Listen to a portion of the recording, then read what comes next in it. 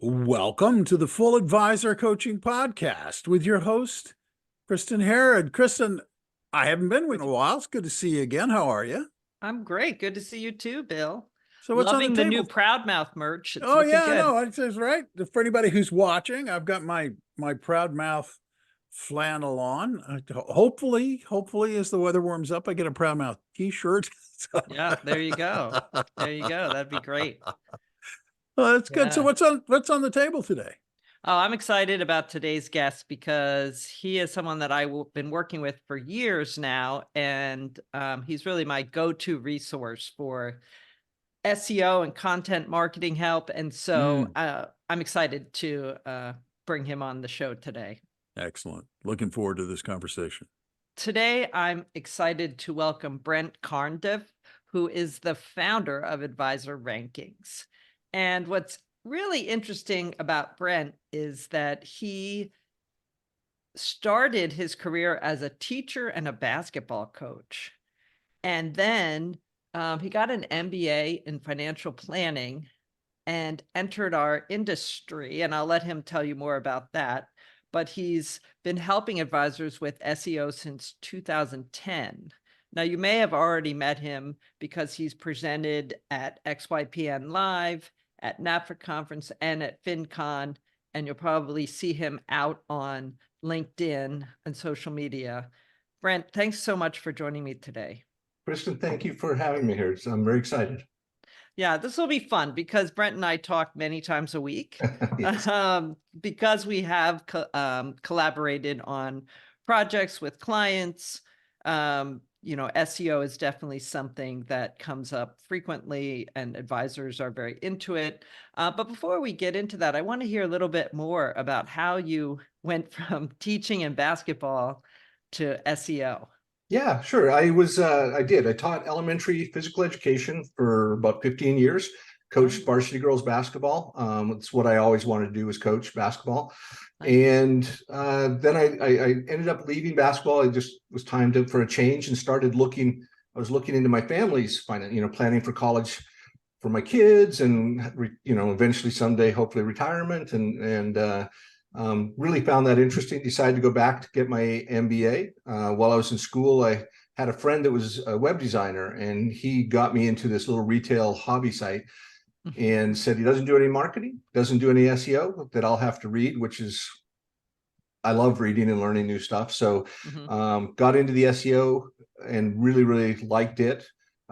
Decided to do that instead of going into financial planning, and thought, I know a lot of advisors. It's a good market to start with, and here we are. You've been stuck ever since. Yes. Right. No, I know it's interesting to, if a lot of people have the interest, a lot of the service providers in our industry, whether, like in my case, I was a practicing financial planner, other professionals just found the industry and the content really interesting to learn. So they've gone kind of all in. And I know that you've focused your niche really on the advisor space as well.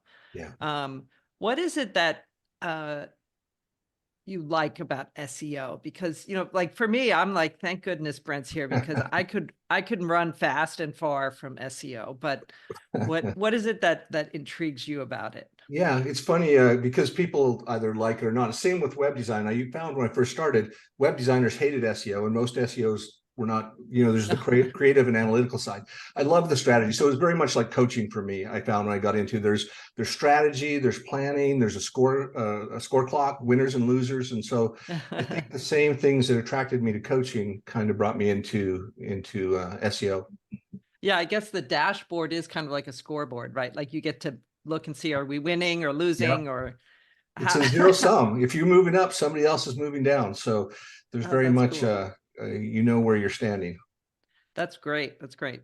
Well, that's really fun. So today I want to make sure we cover off on two things. When I'm explaining SEO to my clients that I've worked with, when we're talking about kind of the bigger marketing strategy and how do they want to grow their business and what goes into their growth engine, we talk about two elements of SEO. We talk about the local side, and then we talk about content and evergreen content.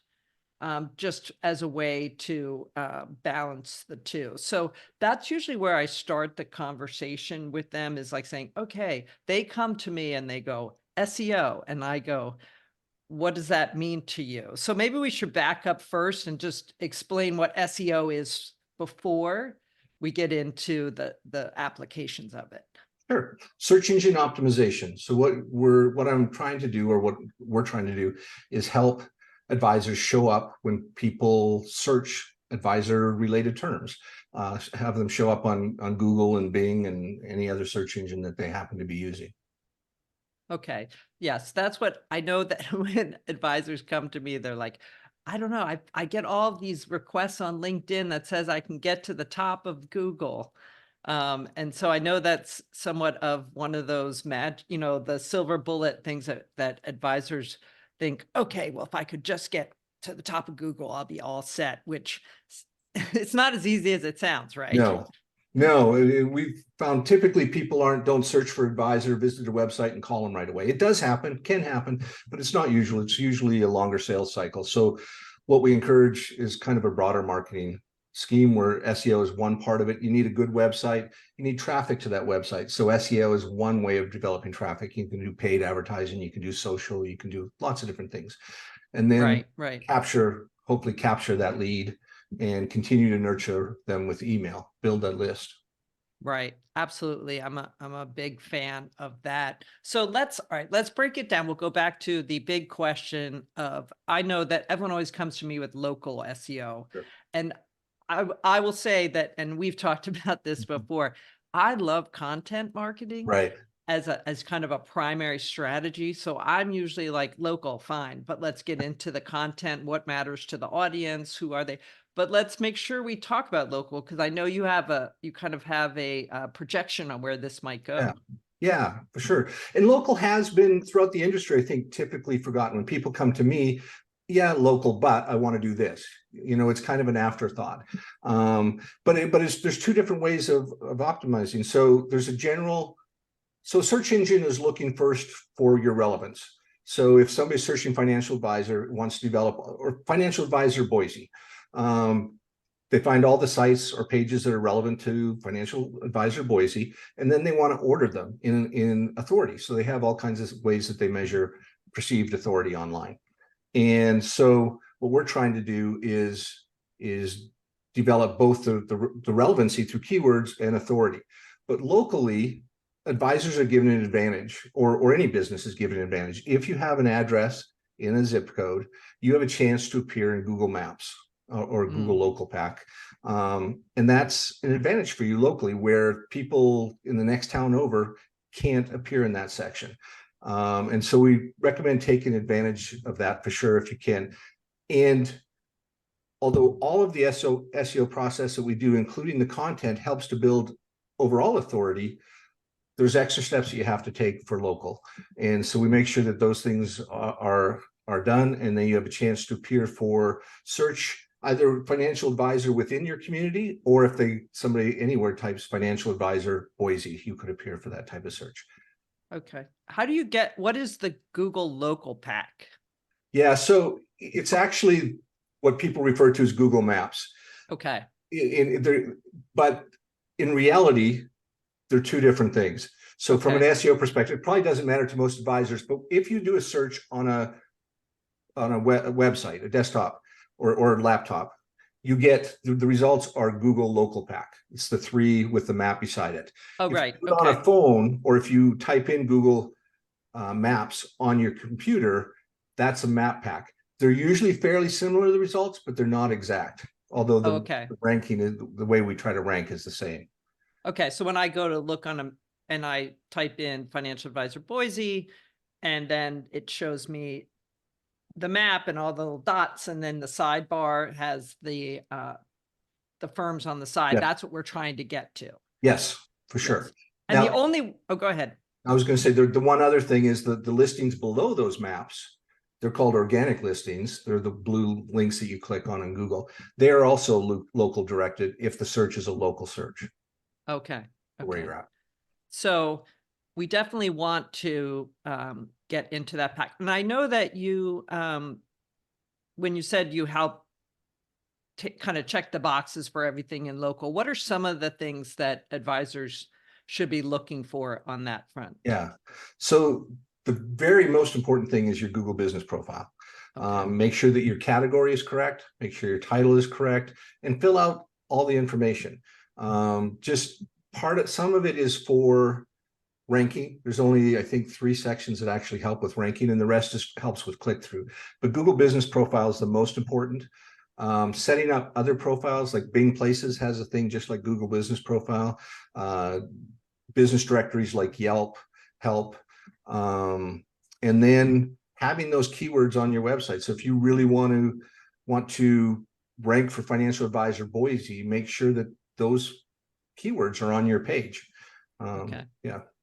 And it can be difficult. I know this gets back to that contention you talked about between a web designer and an SEO person, where it's like, how do we make it read well, look good, and flow without being, and still attract from an SEO standpoint? For sure. So yeah. Advisors or designers like the aesthetic. They like images, less text. Search engines really like text. And so in the right text, in the right place. And so you have to balance it. Obviously, you always want to make it the best experience for the user and try to optimize the look and attract search engines. The one other thing that comes in really strong with local that's newer within the last couple of years, but is huge, is reviews. I would say next to your Google business profile, getting reviews.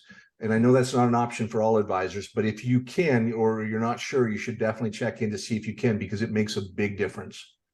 Right. I was going to say, that's where I know that you've advised all of my clients who have been able to try to get out and get Google reviews and do it in the compliant way and do that. But there are ways to do that now in most places, depending on where you're registered and what that looks like. For sure. Yeah. Yeah. Just quickly before we get into my favorite, the content, Google business profile. How do I find that if I've never heard of that or never done that before? Yeah. So it used to be called, my Google business. Google My Business. Google My Business. Yes. Thank you. Forever. And so before that, back in like 2000, whatever, it was something different. They've changed it a number of times. Google likes to make it more difficult for everybody, but Google business profile, if you just type it in, it'll show up,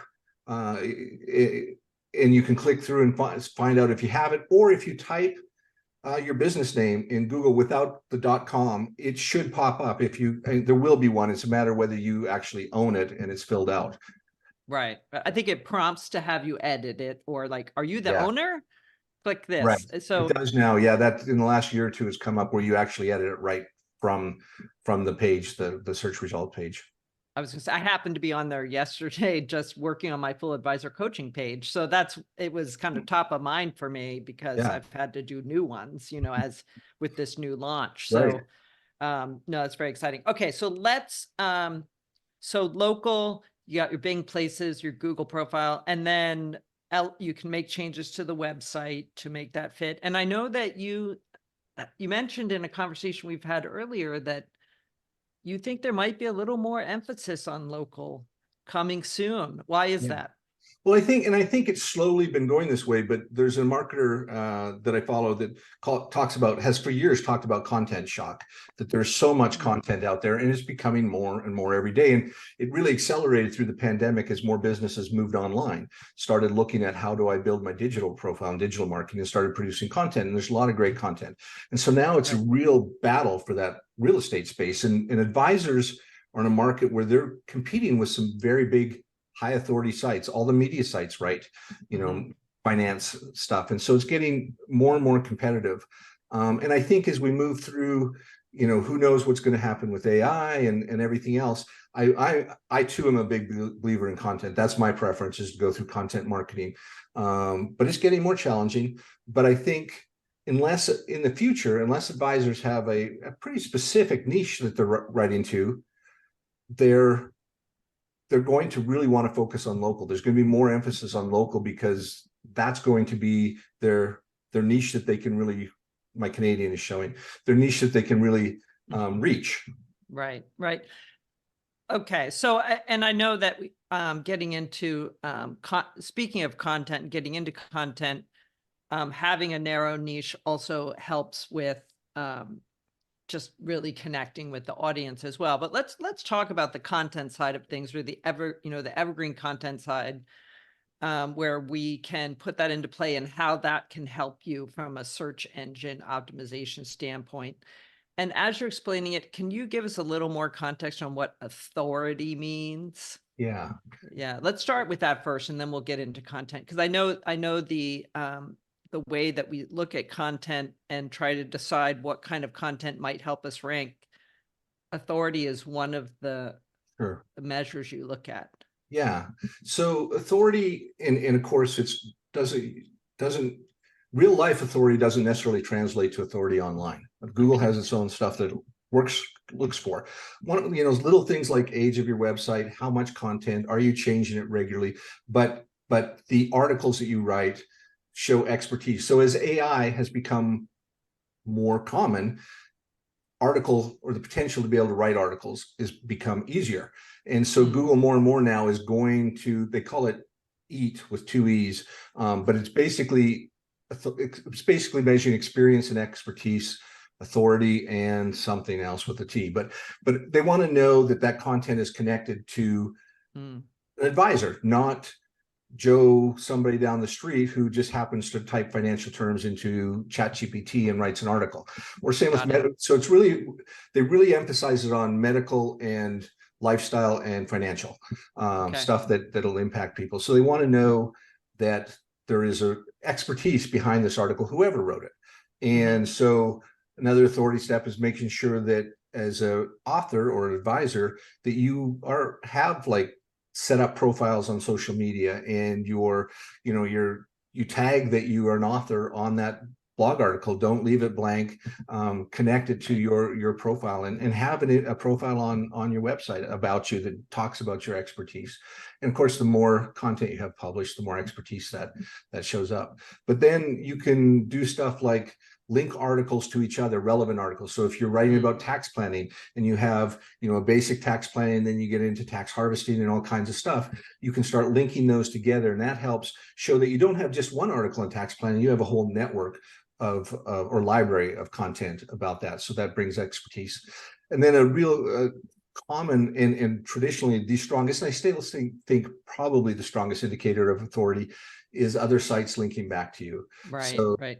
If the Wall Street Journal links out to you, that's really, they have high authority, so they help you. They share some of that authority with you.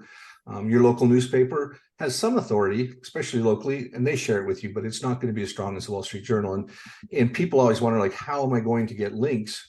And there's things you can do to help encourage that. And there's sometimes it's worth it. We used to do more intentional link building. I think the best way for most advisors is do a guest post once in a while. Go to Kitsis, go somewhere else, and share an article.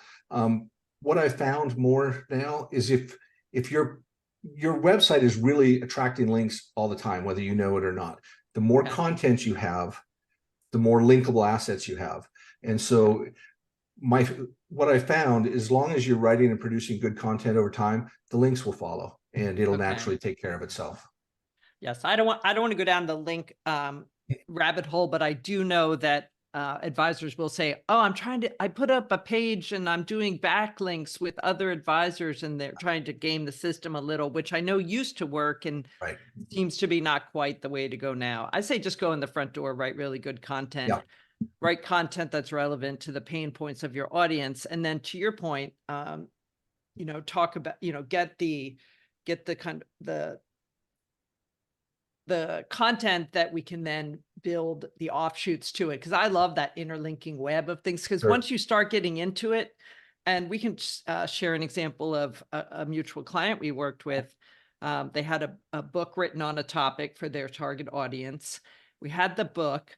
We took the not the transcript of the book, but we used it for ideas. The galley. Yeah. We took the what do you call that? The galley, the digital copy of the book. Yes. We extracted content from that. You did your SEO analysis so we could figure out what we might be able to rank for and what topics were there. We created that outline. You did some creative briefs to give break down the topics into various articles. And I think we came up with 7 or 8 different articles on related to their target audience. And then we've been releasing and publishing those over a period of months. And the really fun part is when you get, I think, is when you get to go back in and as you're publishing, link Article 4 back to Article 1 and Article 1 out to Article 7 and 8. Yeah. And like you can see how they all support each other in a way that builds that strength and creates the authority. Yeah. So while also really importantly helping the reader get as much information on a topic as they want, right? Yes. They can keep going and diving in deeper and deeper and deeper to learn, what it is they're looking for. And then ultimately, hopefully being prompt to reach out to you if it's a fit. Exactly. Yeah. And it does, the internal links help lead readers through the thing, and also leads search engines through. So to make sure that all your content is indexed. Just want to point out, we took the content, we used the book as ideas. We didn't take the content straight from the book. You wrote, or you had a writer write original content related to the topics in the book. Right. Using the book as a proxy for, to determine the voice and style and approach, and which points, align with the advice that the advisory firm would give. Right. So it all kind of came together. It was very, I think that's just a fascinating example of how you can leverage assets and then break them down into LinkedIn posts and fuel a LinkedIn campaign over time. And there's just a lot of legs to that, which I love that. I know that when we've talked before, you kind of said there are 3 issues that kind of get in the way of content and content production. And we've talked about kind of, you have to write great content to make it work and have a strategy behind it, like we were just talking about. But what are the 2 other issues that come up? So one of those is you already mentioned resources. It's either content takes time. So it's either your time or your money to hire somebody else. And it's slow. So it does eat up those. Then there is the SEO takes a long time. It's slow building. And it goes like this, and then at some point Google finds you and it'll take off. So one of the obstacles I find with SEO is people buy in. We tell them it's going to be a year or more, and they say, yeah, that's great. And then 6 months later, they're like, and they see something shiny over here and decide that that's better. So it really needs time in the market to make it work. And then the final thing now that's really become a challenge is where you talked about the strategy side of things. Used to be able to, and I never totally agreed with this, but it could kind of work. If you wrote enough articles, you were going to hit keywords that ranked. You just go out there and start throwing darts and some of them will hit. Now it's so competitive that you really have to, if you're doing it for SEO, and not all content should be SEO related. If your specialty is retirement income, you need a lot of content around retirement income, although you may not rank nationally for that keyword. You can rank for some of the keywords around it, but you need that content for visitors to hit. But if you're writing for SEO to attract visitors to your website, you have to be very specific about the keywords you use and the topics. So the topics have to be much more narrow than they used to be. And even within a topic, the way you put your keywords in your title can give you a chance to rank or not rank. And so I think that becomes a big obstacle right now. And then just the time and the patience to make it work. Right. Absolutely. I see that again and again, because I have seen the hockey stick, but it takes, it takes really 12 to 18 months. I mean, to be real about it. I mean, yes, if we see it sooner, great. It's exciting, but let's talk about AI and how AI fits in with content that fits in with SEO, and how advisors should think about using AI, or should they, and what does that look like? Yeah, no, it's totally changing the content industry, right? And lots of other industries that in ways I don't even recognize at this point. But for writing, it's an amazing tool. If you haven't checked it out, I would just go to ChatGPT. It's free. Just put a topic in and watch it write for a second. But there are some issues with it. So first of all, Google, there's rumors that Google penalizes artificial intelligence. Google has come out clearly stated they don't care who writes it as long as it's backed by expertise and it's helpful content to the consumer.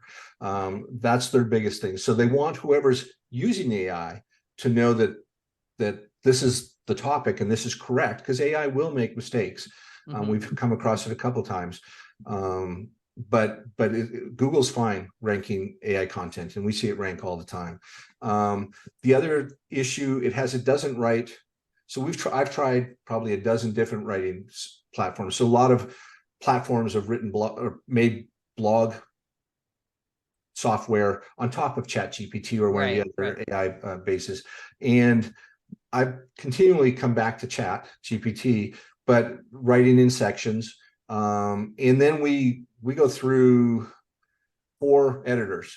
That's what I was going to say. I was going to ask you if you could break down like because you have a cool new process around this, and I just saw the first output of what this can do as an augmented service for advisors, because I know that you now do standalone content, right? So take us through, if I'm an advisor coming to you and I want to get SEO content that served my audience, but also could potentially help me rank, how do you use AI to generate that? Yeah, so and you're right. We are just, in fact, it's not even on our website yet. We are offering, we used to just write for our SEO clients, but we're now going to offer content writing for everybody, and it's an SEO base. So we still do the manual keyword research. So we would get to know the advisor and his business. What I found, and I know you and I have talked about this, is most advisors have some way that they are approaching things differently than other advisors. They have different emphasis, different way they serve, different target audiences or whatever. So you can find different approaches for each one. So we find out what is key to their target, what they're trying to tell their target. We then go back and do the keyword research like we always have. We develop a very detailed outline for the article, and we reverse engineer it. So, if we decide that tax harvest or whatever, I know that's a really broad one, but it's the topic we're going to write about, we'll go through and find out what, besides just tax harvesting, what other keywords are they using? Like, how can I tax harvest whatever or something, and we'll find all those points. Those become the sub points or the subheadings for the article. And then we go back to Google and see what's ranking. How does, what's Google showing right now? How long are those articles? How are they structured? And so that we are not only writing, it comes from, in our industry, it's called the skyscraper thing. In any city, there's always, tall buildings. And the next thing is we want to be the tallest building. And so that's what we do. We always try to make a bigger, better article. So we then take that outline in one section at a time, one subheading at a time, put it into ChatGPT. We then, our writer, who used to just write manual all through it, he edits it. It then goes to an editor that's strictly there to edit AI. There's things that certain words that AI likes to use show up always, every time, and everything's critical. And then there's little summaries that come to each thing. We eliminate the excess and go through. And then our project manager does just a read over more forward, make sure everything's smooth. And then it comes to me for final approval. And then, final approval actually goes to the client. And then we help them publish it and get image for it if they'd like, and do the internal linking and stuff like that. So, I was really impressed with the quality of the post when you said, okay, we're going to generate an AI post for your client and we'll see how it works. So I was like, okay, sure, try it out.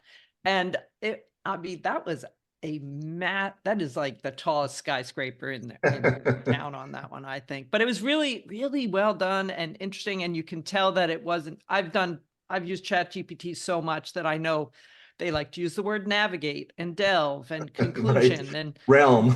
You're like, okay, let me fix that. But nonetheless, it sounds like it. I think you're going to see some really good traction in that as it ties to SEO and content. So I'm excited for that offering for advisors too. Me too. Sorry, I was just going to say it cuts, it hits, as long as they're willing to be patient, it gets rid of it's not quite as resource intensive as it used to be because of AI, and it gets them to the keyword, the strategy part of it. So Yeah, exactly. I think that's really exciting. Of course, I could keep going on and on because I have more questions and more details, but we might have to do a part 2 later Sure. and we'll see how things develop over the next few months and what comes Yes, along. for sure. But, one thing about this podcast and my new brand and where I'm going is it's all about, helping advisors find fulfillment both with their work and the growth of their firm, as well as in their personal lives and keeping, freeing up and keeping things For going. sure. So I like to know about the human behind the expert. What do you like? What makes you feel fulfilled, or how is Yeah. it that you get out and fill your cup, if you will? Yes, no, that's great. I really, of course, enjoy time with my family. I've my wife and I have 2 adult children and a dog that fun. we spoil incredibly. And my wife's family is all close. Mine's in Canada, but I get back when I can. I've always been very oriented. So I've always wanted to write a book. So I'm working on my first book right now. Oh, that's exciting. I didn't know that. That's Yeah, fun. no, we've never talked. Fiction or nonfiction? It's fiction. Oh, Yeah. So that's even better. Oh, yes, how exciting. and it's been an interesting experience, really challenging, much more difficult than I would have imagined, but I do enjoy that. I've always wanted to collect books. I like to read. So that's one of the things I do a lot in my off time is I like to read. And I used to read more nonfiction. I've gone over the last few years and read a lot of fiction now. But I always wanted to collect books, never had, whatever thousands of dollars I needed for a first edition of Catcher in the Rye or whatever. So, but I just finally decided last year I'm going to just collect first editions of all the books I enjoy. So that's my Oh, bookshelf that's back so here. exciting. Oh, I Yeah. love it. So Oh, that's cool. yeah, starting to collect my Stephen Kings and some of the different fiction books I write or read. Oh, So, oh yeah. wow, that's exciting. Oh, I'm looking. This is all new information to me, Bill. Bill. I'm sorry, Bill and Brent. Like Brent, this I'm is. here. I'm listening. Yeah. I know. This is why I do this. I'm like, we can talk about SEO and content, but what I really care about is wow, you're writing fiction. That's exciting. But okay, so advisors can give a little sneak peek into who you are, but how can they learn about you, your business? Where should they go? And I think you said you have a special offer for people who are listening. So let's cover all of those Sure. Calls to action, if you will. Yes. Well, the website advisor rankings, we're .io, not .com. And we are updating that right now. Our content page is in the process of being updated right now. I have narrowed down to LinkedIn. Really, most of my social media, and one of my goals for this year is to be on LinkedIn more often, so they can definitely connect with me there. I like following what's going on with everybody and the different elements in the industry. And I really think that our content, like you, is going to surprise people. I think it's going to be much better than anybody expects. And so we want to encourage people to give it a try. And so we're going to give them a 50% discount. Right now, our SEO clients have it part of their package, but for non-SEO clients, we're going to charge right now $600 a article, and that's going to be a long, whatever length it needs to be. And we do write long. Typically, when we reverse engineer out here, we find it needs to be 2,000 or 3,000 words to rank. But we're going to give you 50% off. So your first article, if you mentioned that you saw it on this podcast, we're going to give it to you for $300 to try our services. Okay, great. And we'll have that in the show notes. And I'm going to put the asterisks of Brent reserves to write down the line to raise his prices. So don't miss out on this. Thank you. This $300 offer from the podcast to get the first piece done. So that's exciting. Thanks, Brent. I appreciate that. And I think people will, to your point, be surprised at just how robust and interesting content can be that's built around a consumer need that is SEO optimized. So I know you've assembled a great team to help you with that. And I appreciate you coming on and just educating my listeners a little bit more about SEO. Well, thank you, Kristen. It's been great. And I want to congratulate you on your new brand. I think it's fantastic. I've had plenty of experience working with, or a lot of experience working with you. And I'm always amazed what you bring to every, it's always different. You really align with the client's needs. And I think that's fantastic. So I wish you all the best luck and want to congratulate you on that. Oh, thanks, Brent. I appreciate that. Yes. We'll talk again soon, I'm sure. All right. Bill, Maybe looks we like will- we've we- wrapped another. Yeah, well, we're going to be looking for death on the SEO Express here from Brent. Yes, exactly. Yes. That's so Well, we funny. know how to get a hold of Brent. For people listening who want to get a hold of you, Kristen, how do they do that? Well, they can go to fulladvisorcoaching.com, learn all about my business there, learn about me, learn about our offerings. And then I too have focused in on LinkedIn. So you can look me up on LinkedIn. I love to connect with everyone in the industry there. I spend a lot of time there. I focus my energy there. So you can go to the website, go to LinkedIn, and you'll find me. Excellent. Yeah, no, it's a great place to find a lot of people. I've reduced my activity pretty much on all the different media down to LinkedIn these days, just because it seems to be the most productive and efficient tool out there. So I understand that. The other way, of course, people can remain in touch with you is really, really, really easy. If they're not a subscriber already, subscribe. Simple. That way you don't have to think about where you heard it or when you heard it or how often a podcast edition comes out, because when Kristen puts out a new edition of her podcast, you are alerted and you can listen. So hit that subscribe button. On behalf of Kristen and everybody at Full Advisor Coaching, I'm Bill Tucker, wishing you a great day and reminding you that you can go out today and make it a great day or not. It's your choice. Thanks so much for listening. Until next time.